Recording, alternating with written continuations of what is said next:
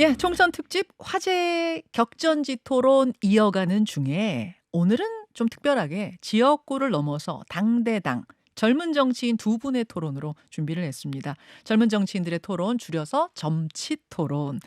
오늘 초대한 두 분은요. 80년대생도 아니고 1990년대생입니다. 최초의 90년대생 지역구 의원에 도전하는 두 분 소개합니다.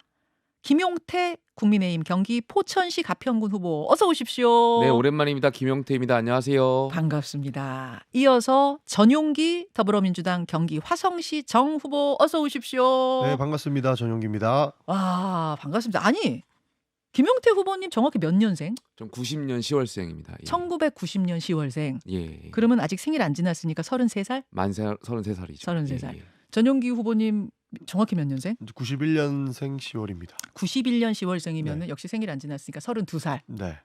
와, 정말 부럽습니다. 약점입니다. 네.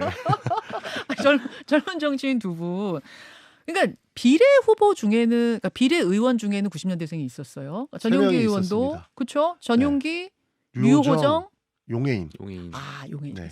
근데 세 사람 다 비례 대표 출신 의원이었는데 그렇습니다. 만약 두 사람이 여기 있는 두 분이 지역구 의원이 되면은 90년대생 지역구 의원 최초의 입성. 그런 보도가 있더라고요. 네, 어저께 봤습니다. 아, 그렇군요. 뭐 전용기 지금 후보님은 워낙 지금 좋은 지지율이 나오고 있는 것 같아서 부럽습니다. 아니요, 그렇지도 않습니다. 저희도 엄청 열심히 노력을 하고 있거든요. 제 목소리가 지금 가가지고 그러네요. 이 라디오 저음이네요. 출연하는 게 적절하느냐 그런 논쟁도 어제 있었습니다. 네. 그 젊다는 것이 굉장히 좋은 패기 있고 굉장히 좋은 장점이지만 정치판에서 좀 어려움도 있지 않아요, 저는? 어려움 많습니다. 그래서 노안이라는 것이 아주 혁혁한 효과를 거두고 있습니다. 네. 아무도 제가 91년생인 걸 모르시거든요. 저 솔직히 몰랐어요. 네. 그래서 사실 말씀 안 드립니다. 몇 년생이세요? 그러면 한 30대입니다. 이렇게 얘기하고 맙니다. 노안이 장점인 거. 장점입니다. 김용태 의원은 어떠세요? 저는 저희 지역이 이제 아무래도 평균 연령이 조금 더 높은 지역이다 보니까 네. 유권자분들께서 깜짝깜짝 놀라실 때가 있어요. 아. 30대 국회의원에 대한 그런 후보에 대한 생각들, 본인들의 생각과는 조금 괴리감이 있었다라는 말씀이 있으신 분들도 계시고, 그러니까 그런 변화에 대해서 차근차근 준비하고 말씀드리는 게 좀 어려움이 있을 때도 있고요, 곤란할 때도 있고, 또 좋게 봐주실 때도 있고요. 그렇지만 그 장점을 살려달라. 예, 그렇게 그 또 패기를 말씀드리고, 봐달라. 뭐 이렇게 지금 선거하고 계시겠죠. 예. 그래요. 이 두 분과 함께 오늘 점치 토론 시작을 해보죠. 두 분이 총선 D-7 이 시점에 키워드로 두 가지씩을 준비해 오셨어요. 그 키워드를 중심으로 오늘 토론을 해보겠습니다. 첫 번째 키워드, 두 분이 공통으로 꼽아온 키워드입니다. 정권 심판론 대 이조 심판론. 그러니까 민주당과 국민의힘 모두 심판론을 내세우고 있는데요. 민주당에서는 정권 심판, 국민의힘에서는 이조 심판을 내세우고 있죠. 왜 그 심판이 필요한가? 그 부분 한번 논해보겠습니다. 전용기 후보 어떻습니까? 저는 국민의힘이 2조 심판 이런 거 꺼낼 때부터 황당했습니다. 보통 그 정부 여당 같은 경우에는 자신들의 그 성과를 열렬하게 홍보하고 그다음에 윤석열 정부에 힘을 실어줘라 이런 이야기를 하셔야 되지 않습니까? 근데 자신이 얼마나 없으면 이재명 조국을 심판하자 이런 심판론을 가지고 나오겠습니까? 지금 민생이 어렵고 경제가 어려운 상황 속에서는 국민들은 지금 먹고 사는 걱정이 너무나도 앞서기 때문에 당연히 윤석열 정부 심판론으로 갈 수밖에 없는 상황이거든요. 그런데 이것에 물타기로 2조 심판론 가지고 나오는 것은 저는 이해할 수조차 없다. 그렇게 생각합니다. 김용태 후보? 일단 기본적으로 이제 정부 2년 차에 치러지는 총선은 아무래도 이제 정부라든지 여당에 대한 중간적 종합적 평가 성향이 있다라고 생각해요. 그 크다라고 생각되고, 다만 그럼에도 불구하고 지난 2년간 민주당의 그런 방탄 국회 그리고 그러한 것들 봐오시면서 분명 민주당에 대한 평가나 심판적인 성격도 함께 존재한다라고 생각하고 있고요. 특히 역설적이게도 지금 조국 혁신당인가요? 그 네. 지지율이 높게 나오는 것이 저는 민주당의 이재명 대표에 대한 심판론이 같이 대두되는 것 아닌가, 이런 게 반증 아닌가 이런 생각이 좀 있고요. 저는 앞으로 이런 것이 좀 장기적으로 가게 되면 이재명 대표하고 또 조국 대표하고 차기의 내전이라고 할까요? 이게 또 총선 이후에 또 싸울 갈등이 또 있지 않을까에 대한 생각이 야권에 패권을 쥐고. 예. 그런데 이제는 그 이재명 대표의 방탄 얘기도 국민의힘에서 할 수가 없어요. 김건희 여사 특검 거부권 행사까지 했잖아요. 대통령의 가족의 비리에 대한 특검 요구를 거부권을 행사하는 이런 초유의 상황을 만들어 놓고 아직까지 이재명 방탄을 논하고 있다? 이거는 정말 말이 안 된다고 생각을 합니다. 네. 이재명 방탄, 이재명 리스크 이거 통하지 않을 것이다 이번 선거에서. 마지막까지 방탄과 그 리스크를 네. 관리하는 것에 실패한 용산이 네. 그리고 그 정부 여당이 어떻게 이재명 방탄을 논할 수 있습니까? 이거는 자기 치부는 어떻게든 가리고자 하고 남의 리스크만 보고 싶어하는 욕심인 것 같아요. 김용태 후보 어떻게 제가 생각하세요? 조금 전에 말씀드렸던 것처럼 이번 선거는 적절하게 다 평가가 되어 있는 것 같아요. 당연히 정부 여당에 대한 음. 평가 기본적으로 있는 거고요.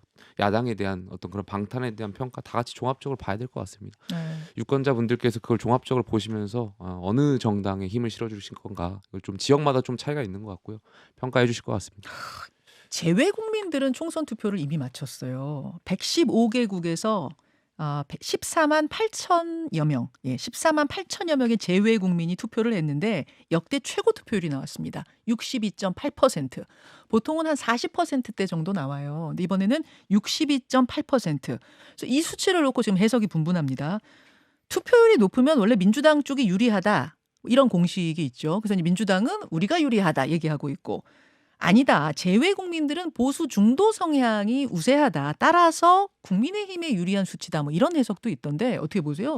그러니까 단순히 그 재외 국민의 투표율만 가지고 이번에는 민주당이 유리하다 이렇게 보기엔 좀 어려울 것 같습니다. 다만 이번 선거만큼은 재외 국민 투표율이 높은 것이 민주당에게 유리할 수밖에 없는 상황이 된 것 같습니다. 이번 선거는 네, 그것이 그 윤석열 정부 심판론 때문이라 이렇게 말씀드릴 수 있을 것 같은데요. 지금 그 재외 국민들 같은 경우에는 대한민국 언론만 보고 있는 게 아니고 외신의 평가도 직접적으로 보고 계시지 않습니까? 과거 총선 21대 총선 같은 경우에도 거의 다 져가는 분위기였었어요. 민주당 네. 입장에서는. 예. 그런데 외신에서 그 문재인 정부의 코로나 대응을 굉장히 높이 평가하게 되면서 갑자기 분위기가 반전됐고 민주당이 총선에서 승리하는 결과를 가지고 왔거든요. 지금 상황도 외신까지 대한민국 정치 상황에 대해서 일일이 세세하게 보도하고 있는 상황입니다. 그렇기 때문에 이번에는 국내 언론과 외신의 언론을 종합했을 때 윤석열 정부에 대한 심판에 대한 여론이 굉장히 높다라고 평가를 하고 있기 때문에 그런 측면에서 이번 선거만큼은 오히려 더 재외국민 투표율이 높은 것이 그 민주당에게 유리하지 않을까 이렇게 평가할 수 있을 것 같습니다. 심판을 하러 내가 굳이 가서 저 멀리 투표소까지 가서 찍어야 되겠다라는 그런 사람들이 늘어났기 때문에 62.8%가 그렇죠. 됐다. 화가 난 상태에서 멀리까지 찾아가야 되지 않습니까? 네. 외국은 그래요. 그렇죠. 투표소가 멀리 맞습니다. 있으니까. 김용태 후보는 어떻게 해석하세요? 어느 당의 뭐 유불리를 떠나서 양면성이 있다라고 생각합니다. 그리고 민주주의가 확대한 측면도 있다라고 저는 생각되고요. 좀 다른 측면인 것 같은데 저는 네. 국제 정세가 지금 진영 간의 대결로 가고 있잖아요. 예. 한미일과 또 북중로 이런 양 진영 간의 어떤 대결이 세게 가면서 동포 분들께서도 이런 영향들을 좀 많이 받은 거 아닌가. 그래서 투표율이 올라간 것 아닌가에 대한 생각이 있고요. 물론 민주주의에서 선거는 꽂히다 보니까 투표율 올라가는 것은 굉장히 전 좋게 보는데 이러한 진영 간의 대결에서 동포분들이 어떤 대결 구도나 이런 거에 휩싸이지 않도록 전 정치인들이 더 앞장서서 통합을 좀 말씀해야 될 때가 아닌가 생각됩니다. 그래서 유리한 거는 국민의힘이 더 유리한 유불리에 대한 양면성이 다 있는 것 같아요. 양면성이 다 있어서 국민의힘도 잘 유리할 모르겠다. 수도 있고 민주당이 유리할 수도 있고는 어느 한 측이 유리하다라고 볼 수는 없을 것 같아요. 알겠습니다. 점치토론 두 번째 키워드로 좀 넘어가 볼 텐데요. 민주당 전용기 후보가 준비한 키워드로 넘어갑니다. 뭐 준비하셨어요? 저는 그 윤석열 대통령의 맹탕 대국민 단화를 꼽았습니다. 대국민 담화 맹탕이었다? 맹탕이었습니다. 한 40-50분 동안 윤석열 대통령께서 쭉 말씀하셨어요. 이 문제들을 어떻게 해결할 것인가. 그러나 의사협회에서도 말씀하셨다시피 뭐 할 말 없다 이런 분위기거든요. 그러니까 윤석열 대통령께서 지금까지의 혼란을 보시고 나서 정확하게 결단을 하시고 해결책을 내놨다면 의료계에서 반대를 하든지 찬성을 하든지에 대한 결론이 나왔을 텐데 할 말 없다 이 수준까지 간 거면 이 담화가 얼마나 맹탕이었는지를 보여주는 반증인 것 같습니다. 그리고 추가적으로 그 좋은 대안 가져오면 대화할 수 있다. 예. 이렇게 말씀하신 거는 대통령께서 전혀 대안을 지금 제시하지 못하고 있구나라는 생각까지 추가적으로 들어서 대국민 담화의 맹탕이 너무나도 국민들께는 지금 충격에 빠지게끔 만들어줬다. 원래 그 전날 이제 일요일이었잖아요. 밤에 10시 반쯤에 긴급 담화가 내일 있다라는 네. 소식을 들으셨을 때는 어떤 내용을 예상하셨어요? 분명히 결론을 내시지 않을까 싶었습니다. 그러니까 정치라는 것은 그 갈등 속으로 들어가서 그 갈등을 해결하고 결국에는 결론을 만들어내는 게 정치 아니겠습니까? 예. 심지어 대통령의 역할이 그거라고 생각을 했기 때문에 윤석열 대통령이 이제 총선 앞두고 아무리 쇼라더라도 이 문제만큼 해결하시겠구나라는 조금의 일말의 아. 기대는 있었던 것 같습니다. 그러니까 예를 들어서 좀 구체적으로 뭐 어느 정도까지는 이게 하겠다. 협의가 가능하다라든지 뭐 네. 이런 걸 딱 가지고 보따리를 가지고 올 줄 알았다. 그렇죠. 그 정도는 가지고 와야 대국민 담화라고 할 수 있겠지 않습니까? 어. 그런데 나와서 하시는 말씀이 너네가 좋은 대안 가지고 오면 대화 정도는 할 수 있다. 결론 하나도 안 냈습니다. 그냥 듣기 좋은 얘기 40분, 50분 동안 쭉 말씀하신 거예요. 심지어 기자들에 대한 질문도 안 받지 않았습니까? 그런 측면에서 봤을 때 문제 해결 능력에 대한 의심을 안 할 수가 없는 것이었죠. 자, 김용태 후보는 어떻게 들으셨어요? 내용 측면에서 뭐 아쉬운 점이 있었다라고 생각하는 것은 저도 동의하는 측면이 음. 있어요. 다만 대통령께서 이제 의료 개혁에 대한 절실함과 그 의지만큼은 높게 평가하고 싶고요. 아마 의료 개혁이 필요하다라는 것은 민주당에서도 더 절실하게 느낄 겁니다. 저도 이제 선거 운동을 하면서 특히 저희 지역에 이제 포천 가평 지역에 많이 돌아다니면 네. 농촌이나 이러한 지역들 지방 소멸과 연계해서 이 의료 부분은 굉장히 심각하거든요. 그래서 공공의료라든지 이런 것이 굉장히 중요한 시점이고 여기에 대해서도 이제 민주당이 같이 함께 개혁에 대해서 좀 나아갔으면 좋겠고요.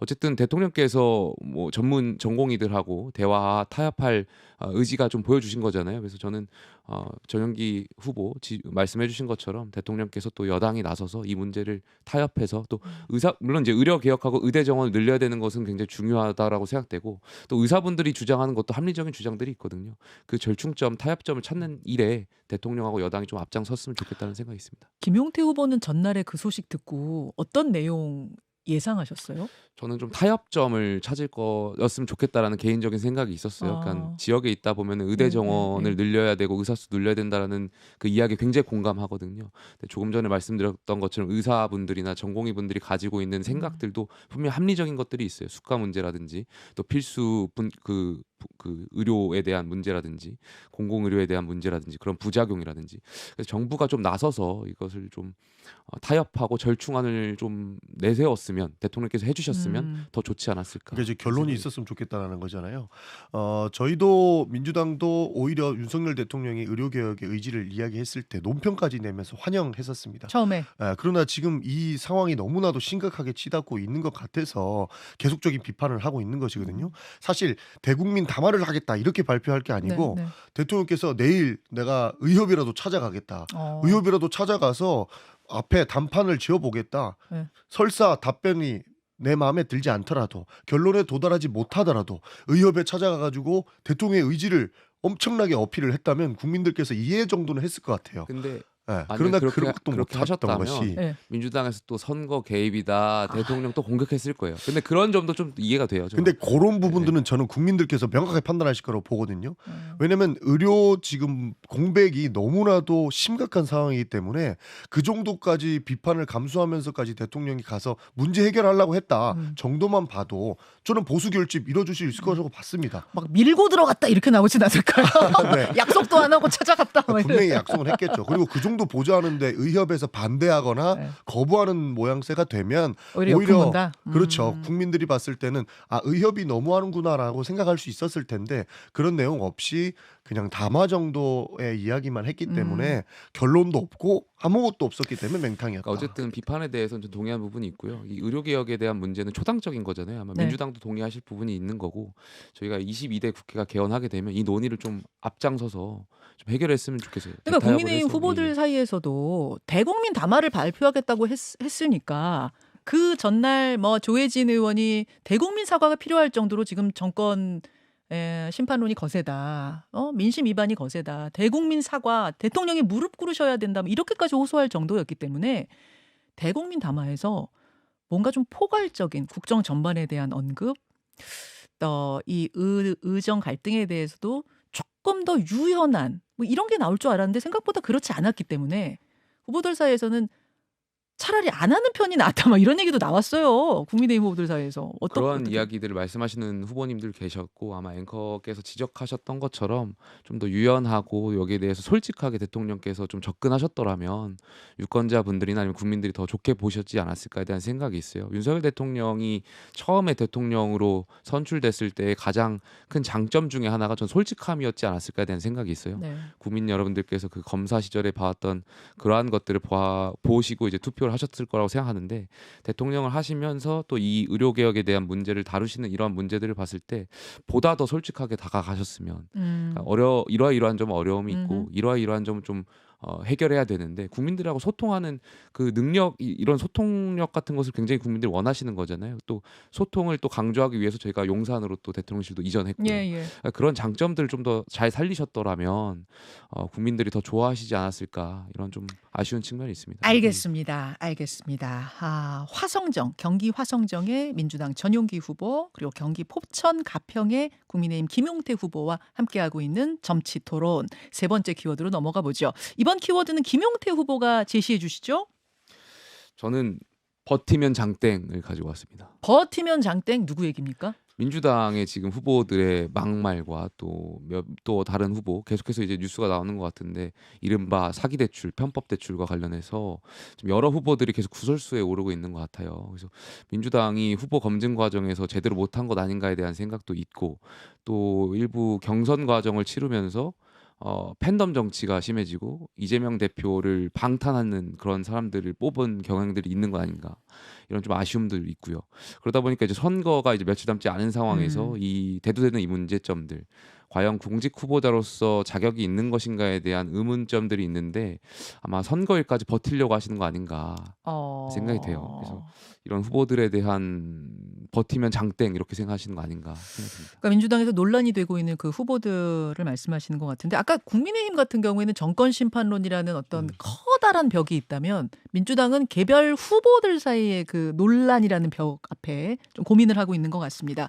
어제 불거진 건 뭐냐면 아까 뉴스연구소에서도 잠깐 소개했습니다만 민주당 경기 수원정의 김준혁 후보 과거에 모 유튜브 채널에 출연해서 김환란이 미군 정시기에 이화여대 학생들을 미군 장교들에게 성상납시키고 그랬다. 이런 발언을 한 게 역사 왜곡 논란이 일고 이화여대에서 이 사퇴를 요구하는 입장문도 나온 거죠, 김용태 후보님. 예, 사퇴를 요구하는 것 같고요. 또 이 근거로 된 논문에 제가 오늘 기사를 보니까 성상납 용언도 없었다고 해요. 그래서 이 해당 후보가 김준혁 후보가 이제 근거로 제시한 논문에는 성상납도 용언은 없었다. 실제로 해당하시는 총장분께서는 역할하려고 노력했다라는 그런 식의 어떤 뉘앙스의 논문에 나와 있는데 오히려 이것을 왜곡해서 좀 말씀하셨던 거 아닌가. 그러니까 김준혁 후보가 근거로 제시한 다른 교수의 논문에는 성상납이라는 표현이 용어가 없었다. 없었다라는 단독 여성신문의 기사가 있더라고요. 그래서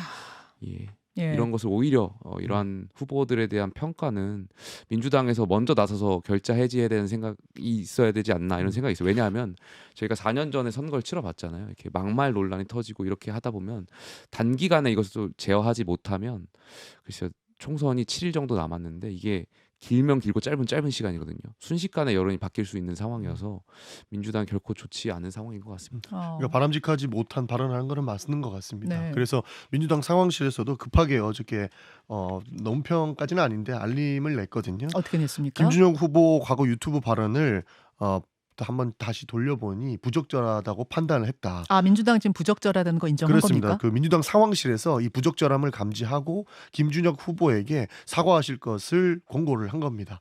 그래서 어저께 저녁에 김준혁 후보가 실제로 자신이 발언에 대해서 사과드린다라고 말씀을 한 바 있습니다. 지금 사과 정도인가요? 혹은 이화여대에서 주장하듯 후보 사퇴까지 있습니까? 후보 사퇴까지는 주장을 하고 요구는 하는 것 같은데요. 지금은 사퇴까지는 하진 않고 사과에 그치는 것 같습니다. 그러니까 해당 발언에 대해서 만약에 나는 문제가 없다 이런 식으로 나왔으면 정말 큰 문제로 변질됐을 겁니다. 그래서 전체판이 흔들어지는 상황이기 때문에 민주당 상황실에서도 그렇게 하면 즉각 제지가 들어갔을 것 같은데 본인도 본인 잘못한 거 알아요. 잘못했고 나는 앞으로 이런 일을 다시 되풀이하지 않겠다라고 반성을 하고 있기 때문에 사과하고 이렇게 넘어가는 것 같습니다. 그 정도면 되나요, 김용태 후보? 그래서 제가 봤을 때는 소탐대실일 수 있어요. 그게 무슨 민주당 말씀이세요? 입장에서는 아마 지금 곤혹스러울 거예요. 그리고 이 김준혁 후보라든지 양문석 후보라든지 이분들이 각자 알아서 판단해서 결정해 주길 원하고 있을 텐데 당 입장에서는 이러지도 못하고 저러지도 못하는 상황이 될 것 같아요. 그러다가 이 두 후보로 인해서 전국 판세에 분명히 영향이 미칠 거고 지금 뭐 여러 지지율이 계속 나오는 것 같은데 민주당 상황에서도 결코 좋지 못할 것 같아요. 그래서 예. 그 양문석 후보 같은 경우는 지금 이제 지난주부터 계속 이어지고 있는 네. 논란 아니겠습니까? 경기 안산갑 후보인데 편법 대출 논란인 거예요. 강남에 이제 31억 아파트를 사면서 사업자 대출로 한 새마을금고, 대구에 있는 새마을금고에서 11억 원을 대출받았다. 딸이 사업을 한다라고 해서 사업자 대출을 받았다는 건데 그 딸은 6개월 후에 어떤 여학연수를 갔다는 거죠. 근데 은행에다가 분명히 사업 자금이라는 걸 입증하는 서류, 물품 구입 네. 서류, 5억 원어치를 산 서류를 냈다는 건데 이게 오늘 혹시 보도 보셨어요? 그 서류가 폐업한 업체의 물품 구입 서류를 갖다가 낸 거였다. 자, 양문석 후보가 사과를 하긴 했습니다만 네. 그리고 아파트도 처분하겠다고 했습니다만 이게 이 정도로 마무리가 될 것인가 어떻게 판단하세요? 그러니까 이 사건들이 사실이라면 굉장히 잘못된 방식을 사용을 한 것이죠. 그래서 오히려 사법적인 문제까지 본인이 져야 될 수 있는 상황인 것 같습니다. 그래서 그 해당 문제는 후보가 결국에는 뭐 당락의 유무를 떠나서 만약에 사실이라면 사법적인 상황까지 본인이 감수를 해야 되는 상황인 것 같고요. 사실 언론 검증으로 회초리를 맞을 것을 당연히 인지를 했었어야 됩니다. 원래 공직자가 되게 위함은 언론의 회초리를 당연히 받아야 되는 것이고 부적절한 행위를 하지 않아야 되는 것 아니겠습니까? 예. 그런 측면에서 저는 강력한 회초리를 맞고 있다고 보고 있고요. 이제는 국민들께서 적절하게 판단을 해주실 것이다 이렇게 생각을 합니다. 그러니까 민주당의 지금 입장은 뭐예요? 양문석 후보에 대한 입장은 알아서 판단해라 후보들이 이거는 혹은 유권자가 판단해라? 아직까지 사실관계 파악 중에 있는 걸로 알고 있습니다. 왜냐하면 많은 언론 보도로 나오고 있지만 예. 실제로 지금 선거 중이기 때문에 예. 다양한 뭐 공방 중에 사실관계가 확인된 것, 되지 않은 것들이 나올 수 있지 않습니까? 그런데 만약에 사실관계가 정확하게 파악되지 않은 상황에서 뭐 사퇴 요구를 했다거나 실제로 뭐 출당을 시켜가지고 선거를 못 나가게 한다거나 그랬을 때에는 나중에 사실이 아니라고 판명났을 때는 그 책임은 누가 지겠습니까? 그래서 공당에서는 시스템적으로 이 해당 문제에 대한 사실관계가 파악을 먼저 하고 이후에 처리해야 되기 때문에 이것을 버티면 장땡이도 보기에는 참 어려울 것 같습니다. 저는 뭐 전영기 후보가 저렇게 말씀하시는 것도 동의하는 부분이 있어요. 그러니까 억울할 수도 있고 만약에 사실관계가 드러났을 때 만약에 지금 우리가 알고 있는 것과 다른 것들이 밝혀지면 그런데 당 입장에선 정무적인 판단을 해야 될 때가 오지 않나 생각돼요. 저희가 4년 전에 예. 막말 논란도 있었고 하다가 이것을 좀 끌었어요. 바로 이것을 징계하거나 아니면 4년 전에 뭐였죠? 저희가 그때가? 미래통합당 당시에 예, 이제 예. 여러 가지 구설수에 올랐던 막말 논란들이 있었고 예, 예. 그때 후보자 자격을 박탈해야 된다, 뭐 사퇴시켜야 된다 이러한 논란들이 있었는데 이게 한 일주일, 2주일 끌었어요. 근데 그때 김종인 비대위원장 시절이었는데 네. 그때 당시 이제 강하게 하면서 후보자를 사퇴했거든요. 근데 그 기간이 좀 길어지면서 실기한 측면이 있거든요. 아하. 그러니까 지금 이 논란들이 지금 아마 당 입장에서는 여러 가지 오락가락하면서 판단하기 어렵겠죠. 근데 총선 선거일 당일까지 이것을 그대로 놔두게 된다면 이 양문석 후보권도 서민들이 봤을 때 굉장히 불쾌한 거잖아요. 근데 양문석 후보는 이 아파트도 내가 지금 뭐 불이익을 보더라도 당장 처분하겠다.